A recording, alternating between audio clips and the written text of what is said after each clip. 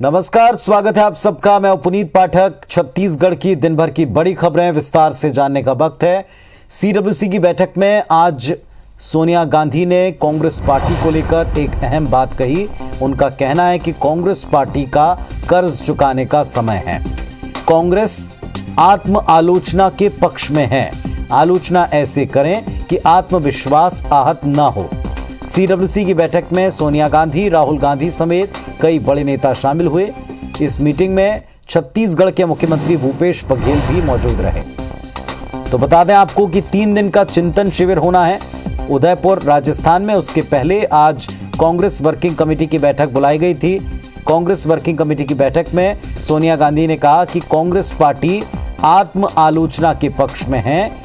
आलोचना ऐसे करें कि आत्मविश्वास आहत ना हो, और ये कांग्रेस पार्टी का कर्ज चुकाने का वक्त है।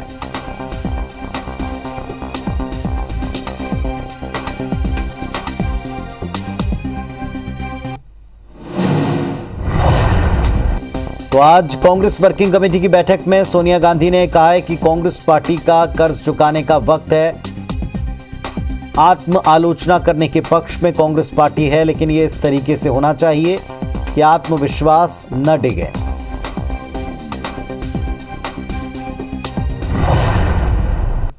कांग्रेस पार्टी की राष्ट्रीय अध्यक्ष सोनिया गांधी की अध्यक्षता में आज दिल्ली में कांग्रेस वर्किंग कमेटी की बैठक हो चुकी है, जिसमें छत्तीसगढ़ के मुख्यमंत्री भी शामिल हुए। इस बैठक को संबोधित करते हुए राष्ट्रीय अध्यक्ष सोनिया गांधी ने कहा कि आपको याद होगा कि पिछली बैठक के अंत में मैंने घोषणा की थी कि हम जल्दी एक चिंतन शिविर का आयोजन करेंगे। इसीलिए 13, 14, 15 मई को उदयपुर में हम मिल रहे हैं। शिविर में कांग्रेस के 400 सहयोगी भाग लेंगे।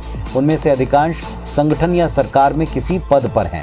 ये विचार विमर्श 6 समूहों में होगा: राजनीतिक, आर्थिक, सामाजिक न्याय, किसान, युवा और संगठनात्मक मुद्दे।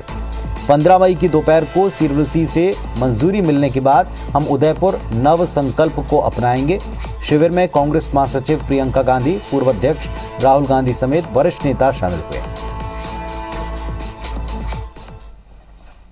चिंतन शिविर, जैसा हमने पहले भी कहा है,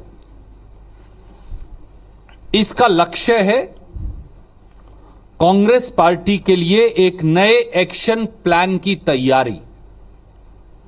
नव संकल्प चिंतन शिविर, उसका लक्ष्य है एक नए रोड मैप की तैयारी। नव संकल्प चिंतन शिविर, उसका लक्ष्य है कांग्रेस द्वारा जनता की आकांक्षाओं के अनुरूप एक सकारात्मक, सक्रिय विपक्ष की नई भूमिका की तैयारी। राजस्थान के उदयपुर में 13 से 15 मई तक कांग्रेस का चिंतन शिविर होना है, और इसमें पार्टी के वरिष्ठ नेताओं की मौजूदगी में मिशन 2023 और 2024 की रणनीति बनेगी।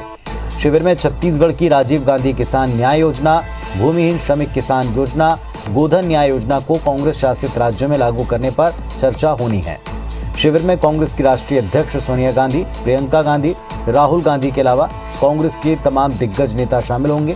इसमें छत्तीसगढ़ के सीएम भूपेश बघेल, प्रदेश अध्यक्ष मोहन मरकाम, साथ में प्रभारी पीएल पुनिया, सह प्रभारी सप्तगिरी उल्का, मंत्री टीएस सिंहदेव, राष्ट्रीय सचिव और छत्तीसगढ़ के संसदीय सचिव विकास उपाध्याय भी मौजूद रहेंगे।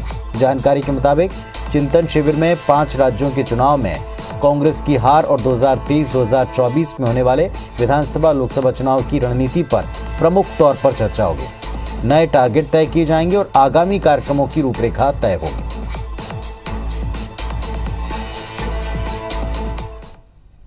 छत्तीसगढ़ प्रदेश हिंदुस्तान में कुछ प्रदेशों में अच्छा काम करने वाला प्रदेश है, और जिस प्रकार से जनता से जुड़ाव और लोगों की योजना पर बात करना, उनके लिए काम करना, उसको छत्तीसगढ़ ने करके दिखाया है। तो मैं समझता हूँ उस पर भी एक प्रेजेंटेशन भी होगा, और सरकार के देश के जो हालात हैं उस पर भी चर्चा होगी, राजनीतिक समीकरणों पर भी चर्चा होगी, कैसी परिस्थितियाँ हैं उस पर भी चर्चा होगी।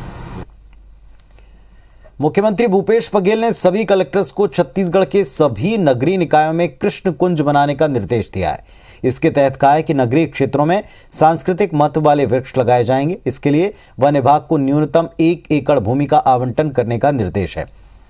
वृक्षारोपण स्थल का नाम कृष्ण कुंज होगा। अगले कृष्ण जन्माष्टमी से पूरे राज्य में वृक्षारोपण शुरू कर दिया जाएगा। कृष्ण कुंज में सांस्कृतिक महत्व के पेड़ लगेंगे, जिसमें बड़े पैमाने पर पेड़ संरक्षित होंगे। इसके लिए बड़े पैमाने पर बरगद, पीपल, नीम और कदम के पेड़ लगाए जाएंगे। मुख्यमंत्री भूपेश बघेल ने जो निर्देश दिया, अब इस पर सियासत होने लगी। भाजपा सांसद संतोष पांडे ने कहा, कांग्रेस पार्टी को 2023 में हार का डर सता रहा है, इसीलिए भगवान शंकर, राम और कृष्ण याद आ रहे हैं। उन्होंने कहा कि ये वही कांग्रेसी हैं जो एफिडेविट देकर राम सेतु का विरोध कर रहे थे, राम को काल्पनिक बताया करते थे। आज कांग्रेस की ढकोसला और पाखंड की राजनीति जनता समझ चुकी है। माननीय मुख्यमंत्री जी ने घोषणा की है तो बहुत अच्छी बात है, बनना चाहिए, बनाएंगे भी और वृक्षारोपण भी कर दिया जाएगा। तो सौहार्द और उल्लास के साथ यदि कोई भी त्यौहार मनाया जाता है तो एक अच्छी परंपरा है। कांग्रेस पार्टी को शंकर जी, रामचंद्र जी, कृष्ण जी याद आ रहे हैं। ये वही कांग्रेस है जो एफिडेविट दे करके, कोर्ट में एफिडेविट दे करके ये राम का विरोध किए थे। राम काल्पनिक है, रामायण नाम की कोई चीज नहीं, ये ऐसा कहने वाला। और इस वक्त हमारे साथ धर्मलाल कौशिक जी, नेता प्रतिपक्ष भारतीय जनता पार्टी के सीनियर लीडर, जुड़ गए हैं। कौशिक साहब, कृष्ण कुंज बनाने का ऐलान सरकार की तरफ से हुआ है, क्या इसमें बीजेपी को कुछ गलत नजर आ रहा है? देखिए, कृष्ण कुंज बनाना है, अच्छी बात है, लेकिन कृष्ण कुंज द्वापर को आप याद करिए कि द्वापर में दूध की नदियां बहते थे और छत्तीसगढ़ में तुम्हारा क्या हो रहा है? शराब की नदियां बह रही है, घर घर शराब पोसे जा रहे हैं। और जब कृष्ण कुंज बनाना है तो उसके अनुरूप आपको वातावरण बनाना पड़ेगा। केवल आप एक स्टेचू बना दो, कुछ पेड़ लगा दो, कुछ कर, उससे कृष्ण कुंज बनने वाला नहीं है। एक वातावरण, उसके एटमॉस्फेयर तैयार होना चाहिए, उसके अनुकूल होना चाहिए। तो सबसे पहले तो शराबबंदी पूर्ण जो घोषणा की है, शराबबंदी को पूर्ण कर ले, और पूर्ण करने के बाद में जब कृष्ण कुंज की बात करें तो मुख्यमंत्री के मुंह से शोभा देगा। 36 वादा किए, 36 वादा में पूरे कर नहीं पा रहे हैं। भावनात्मक रूप से मुद्दा उठाना, लोगों को छलना, विकास कार्य सारे ठप छत्तीसगढ़ में पड़े हुए हैं। तो विकास कार्य ठप पड़े हैं। दूसरी बात, आदमी को गीता कब सुनाया जाता है आपको मालूम है, मुझे बताने की आवश्यकता नहीं है। इस सरकार के 3.5 साल निकल गए हैं, अब उल्टी गिनती शुरू हो गई है। और उल्टी गिनती शुरू हो गई है तो भगवान राम याद आ रहे हैं उनको, कृष्ण जी याद आ रहे हैं। और इसके पहले क्या कर रहे थे ये सबको मालूम है कांग्रेस के चरित्र के बारे में। तो इनके कृष्ण कुंज बनाने से कुछ होने वाला नहीं है। जो इन्होंने कृष्ण कुंज की यदि बात करते हैं तो सबसे पहले दूध की नदियां बहनी चाहिए, पूर्ण शराबबंदी होनी चाहिए, और उसके अनुकूल वातावरण बनाएंगे। भगवान कृष्ण को यदि लाना है तब उसकी सार्थकता है, नहीं तो केवल जिस प्रकार से जनता को आपने ठगने का काम किया है, छलने का काम किया है। अब पहले भगवान राम के नाम से आपने कहा कि हम राम पथ बनाएंगे, आपका राम गमन पथ का है। राम गमन पथ का अभी तक क्या हुआ है आप देख चुके हैं। केवल उनके कहने के केवल प्रचार प्रसार उसका हुआ है। और उसके बाद में ये कृष्ण कुंज की बात आई है तो उसकी भी वही स्थिति बनने वाली है। तो मुख्यमंत्री जी को मैं याद दिलाना चाहता हूं कि 36 वादा को जनता के बीच में है तो थोड़ा खंगाल लो, और खंगाल करके देख लो, उसके बाद में आगे बढ़े तो ज्यादा अच्छा है। लेकिन इसके पक्ष में दो बातें कांग्रेस पार्टी के लोग कहते हैं कि जब भी कभी राम की बात बीजेपी करे तो सही, अगर कांग्रेस करने लगे तो गलत। तो क्या आपका एकाधिकार है? दूसरा, क्या आपने भी उनका इस्तेमाल किया जो आज आप उन पर आरोप लगाते हैं? देखिए, हमने इस्तेमाल नहीं किया।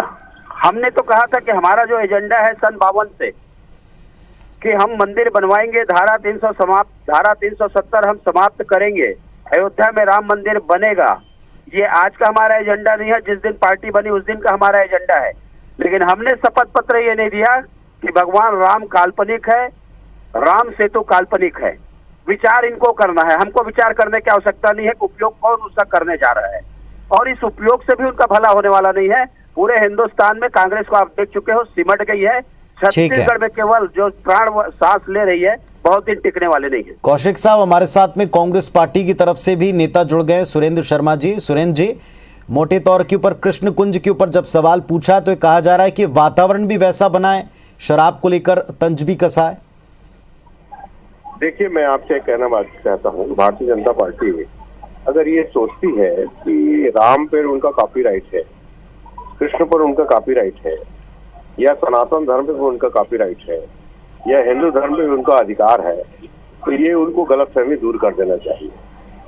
मुख्य रूप से मैं आपके चैनल के माध्यम से कहना चाहता हूँ, ये पिछले 15 सालों में भारतीय जनता पार्टी की सरकार थी, बड़े राम भक्त बनते हैं, तो उन्होंने राम वन गमन पथ के बारे में क्यों नहीं सोचा?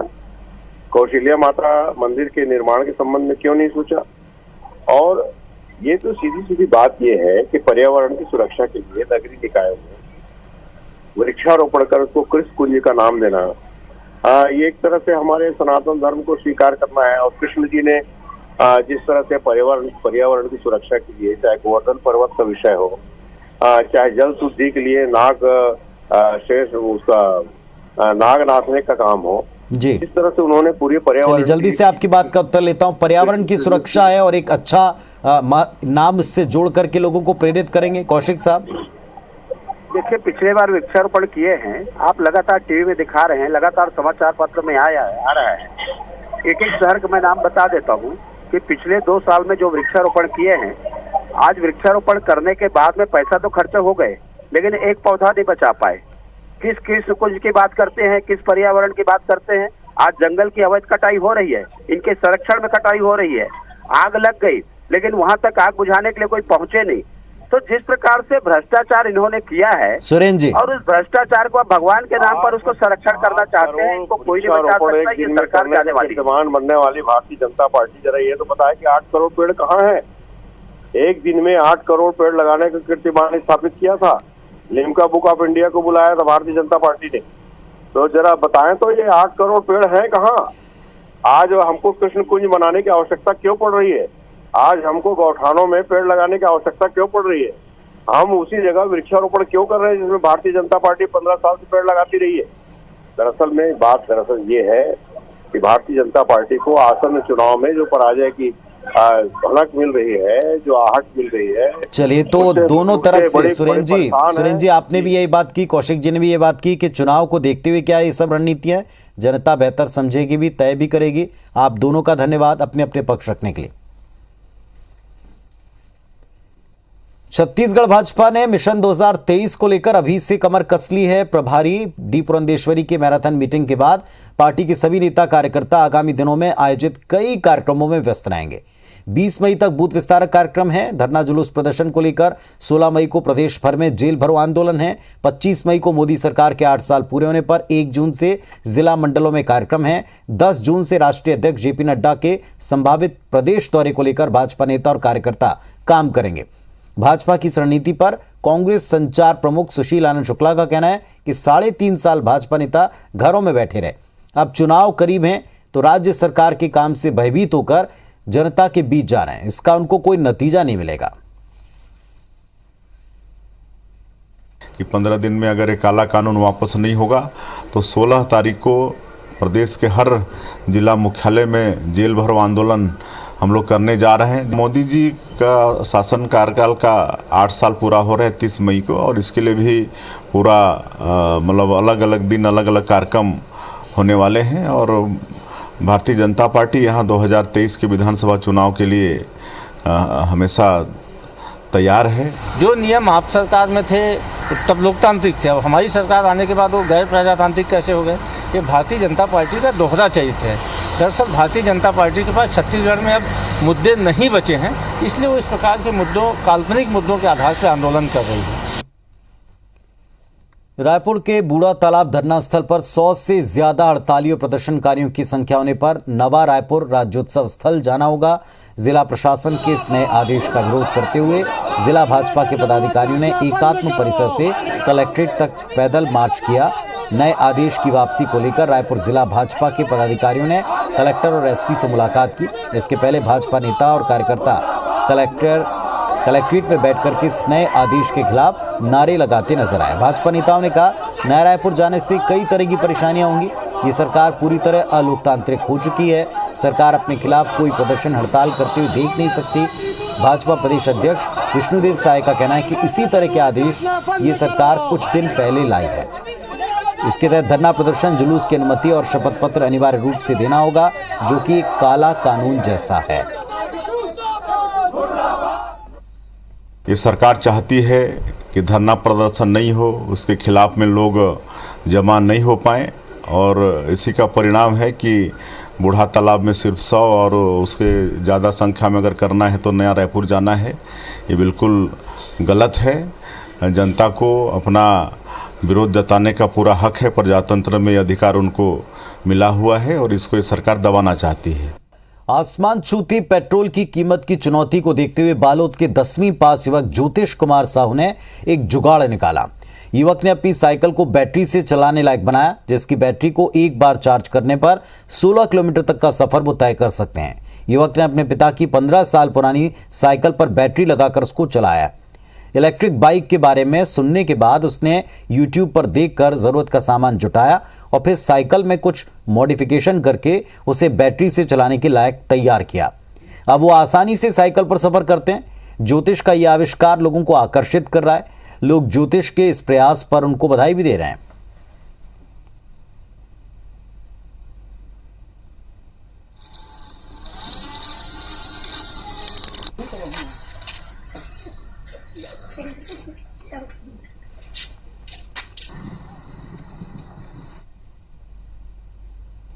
रायपुर के NH गोयल फिनिशिंग स्कूल में हेयर और मेकअप के लिए 2 दिनों का एक स्पेशल ट्रेनिंग सेशन रखा गया।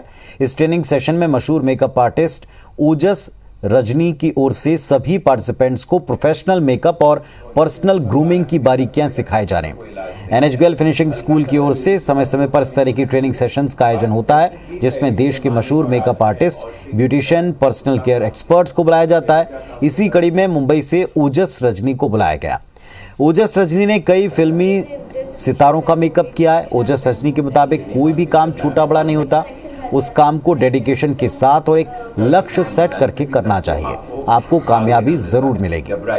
NH गोयल फिनिशिंग स्कूल का 2 महीने का प्रोफेशनल मेकअप और पर्सनल ग्रूमिंग कोर्स का एक नया बैच 10 जुलाई से शुरू होने जा रहा है, जिसके लिए अभी रजिस्ट्रेशन शुरू हो चुका है। जहाँ लेडीज़ है वहाँ मेकअप होना ही है, एंड सबको हक है और सबको खुशी होती है तैयार होने में, खूबसूरत लगने में, मेकअप करने में। और makeup is also an art. मैंने हमेशा बचपन से ठाना था कि मुझे एक मेकअप आर्टिस्ट और हेयर स्टाइलिस्ट बनना ही है, and I broke all the norms of the society, और मैंने आज किया तो कर दिखाया ना। तो अगर इंसान चाहता है, like anybody wants to make it big, I think hard work और फोकस है तो नथिंग इज इम्पॉसिबल। तो इस बुलेटिन में फिलहाल इतना ही। खबर अपडेट्स के लिए आप लगातार देखते रहें IBC 24। नमस्कार।